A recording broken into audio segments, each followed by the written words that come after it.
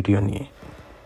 এই ভিডিওটা হচ্ছে এই প্রোডাক্টগুলো আপনারা দেখছেন আমি অন্য একটা মেশিনে তৈরি করেছি।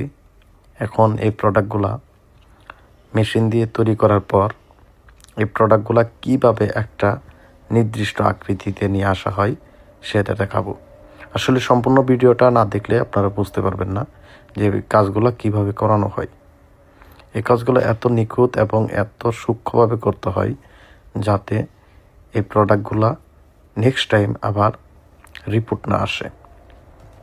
তার জন্য খুব সুন্দরভাবে প্রোডাক্টগুলো করতে হয়। প্রথমে দেখেন আমি কি করতেছি। আমার হাতে যে ছিল, আমার হাতে এই গ্লু গানের একটা মেশিন, দেখেন এই গ্লু গানের মেশিনটা, এটা হচ্ছে ওই স্টিকটা দেখতেছেন, এটা হিট দিয়ে গলানো হয়। গলানোর পরে এটা আঠাতে পরিণত হয়।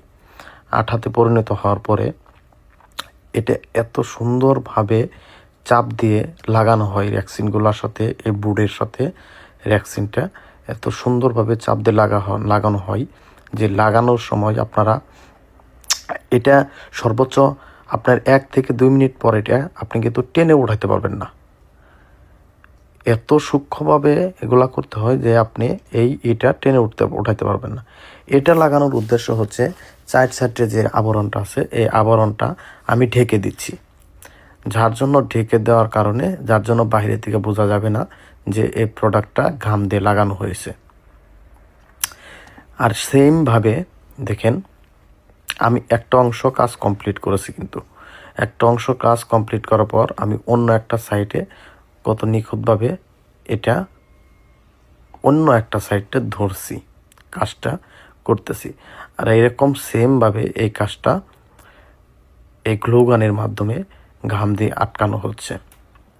সবচেয়ে বড় কথা হচ্ছে এই কাজটা করার পরে একটা নির্দিষ্ট যে একটা শেপ বা একটা নির্দিষ্ট সিস্টেমে এবং সুন্দর আকৃতিতে কাটতে হয়, এটা হচ্ছে গুরুত্বপূর্ণ। আসলে আমরা যারা কাজ করি, এটা হচ্ছে শিক্ষণীয় একটা বিষয়। আপনারা যে কোনো ধরনের কাজ করবেন মনোযোগ দিয়ে করলে এবং ভালোভাবে শিখতে পারলে আপনার লাইফে এটা অবশ্যই কাজে দিবে, একটা সময় কাজে দিবে। এটা আমি সেমভাবে ঘাম দিয়ে লাগাচ্ছি। লাগানোর পরে এটা ছোট্ট একটা হাতের যে এটা দেখতেছেন, এটা প্লাস্টিকের ছোট্ট একটা কি বলে এটা যন্ত্রাংশ আমি নিজে তৈরি করে নিয়েছি।